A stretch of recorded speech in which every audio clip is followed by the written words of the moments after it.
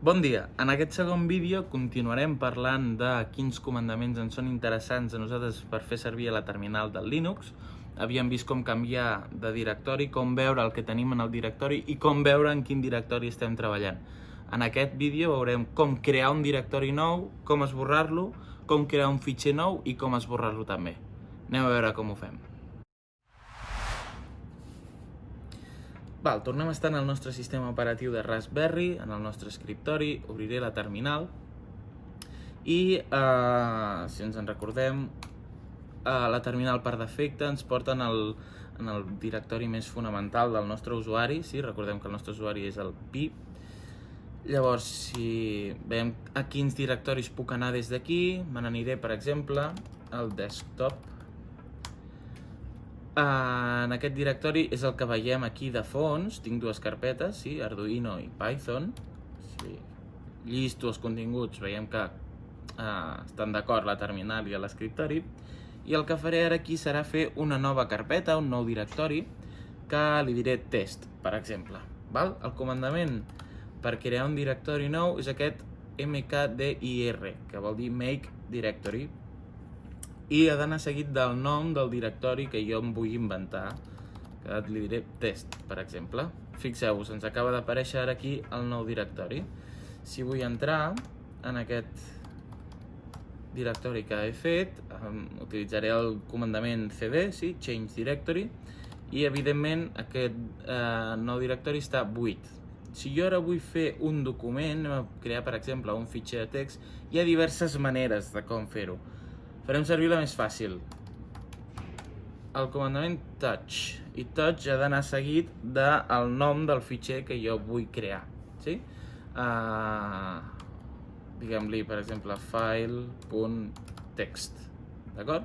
El .text ens indica que és un fitxer de text, sí? És l'extensió. El nom del meu fitxer serà file i l'extensió text que li indica en el meu ordinador quin tipus de fitxer estic creant. Sembla que la terminal no hagi fet res, però si ara llisto els continguts del meu directori test, veiem que ja tinc a dins el fitxer que jo acabo de crear. Si vull eliminar ara aquest fitxer, perquè evidentment això és un fitxer, podem obrir-lo des d'aquí, un fitxer de text que està buit, és una pàgina en blanc, sí? No hi ha res escrit aquí. Si jo, més endavant veurem com puc escriure en aquest fitxer. Si jo vull esborrar aquest fitxer, m'he d'assegurar que estigui en el directori on està el fitxer que jo vull esborrar i utilitzar el comando rm, que vol dir remove en anglès, d'acord? I ha d'anar seguit per el nom del fitxer que vull esborrar. Anem molt en compte en quins noms els hi posem als fitxers i sobretot quan utilitzem aquest comandament assegurem-nos que estic esborrant el fitxer que jo vull. Si no, faria força ràbia esborrar alguna cosa que no ens agrada. Per tant, ara l'he esborrat en principi i el meu directori torna a estar buit. Tinc una carpeta buida.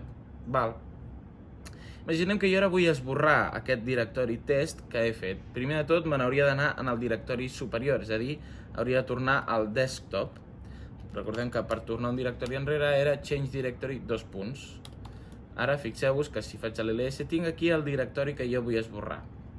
Podríem provar de fer el mateix que hem fet amb el document, però fixeu-vos que ens surt un error.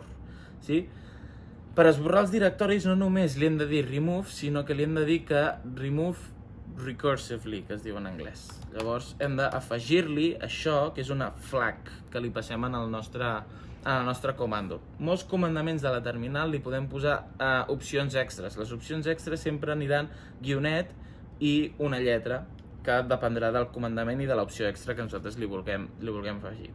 Per esborrar els directoris hem d'afegir aquesta -r, si voleu, guionet r, i seguit del nostre directori.